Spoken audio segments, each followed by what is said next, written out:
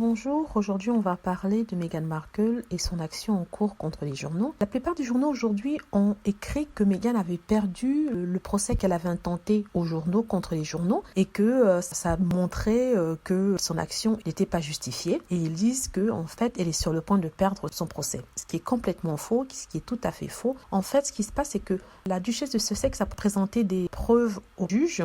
Elle a aussi présenté son argument, c'est-à-dire que oui, la presse est responsable de tout ce qui est écrit de négatif sur elle et qu'ils sont aussi responsables par exemple des mauvaises relations entre son père et elle. Et elle a donné des exemples qui prouvent son argument, sachant que c'est une partie de l'argumentation présentée. Et justement, ce n'est que cette partie-là que la cour a rejetée en disant que ça n'avait rien à voir avec le corps du procès, c'est-à-dire avec la plus grande argumentation de la défense de la princesse et que c'était superflu. Donc ce que le juge a fait, il a enlevé des éléments qui pensaient un peu superflus, qui n'illustraient pas bien le propos de la duchesse.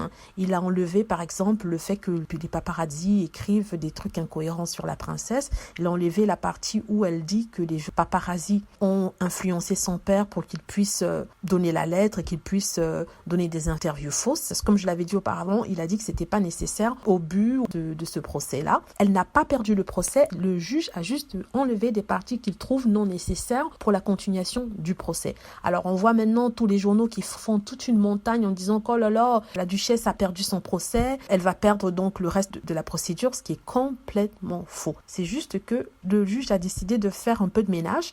Il a dit à la duchesse et à ses avocats que certaines parties de leur plainte n'avaient rien à voir avec le corps du sujet de la plainte eux-mêmes. Ce n'étaient pas de bons exemples, qu'il y avait d'autres exemples plus cohérents et qu'ils allaient garder le corps du sujet, qu'ils allaient garder les plus importants et c'est des parties de ce qu'ils trouvent superflu. Donc c'est pas vraiment une perte de procès, c'est pas vraiment avoir perdu contre les journaux. Les Daily Mail bien sûr se servent de ça pour pouvoir influencer le public en disant que voilà, elle a perdu le procès, mais elle n'a pas perdu le procès continue. C'est d'ailleurs ce que ses avocats ont confirmé, que le procès allait bien de l'avant. Et on apprend aussi bizarrement que la presse avait demandé à ce que Meghan Markle et le prince Harry fassent un accord à l'amiable en dehors des tribunaux, ce qu'ils ont refusé de faire. Donc c'est maintenant qu'on l'apprend, hein. Ça, ils ne nous l'avaient pas dit avant. Donc le Daily Mail avait demandé de faire un accord à l'amiable, mais les Sussex ont refusé tellement il veut que la vérité éclate. Donc ne croyez pas ce qui est crié sur tous les toits, sur tous les tons en disant que Meghan a perdu son procès. Non, elle n'a pas perdu de procès, c'est juste qu'il y a des éléments du procès qui n'ont pas été pris en compte par le juge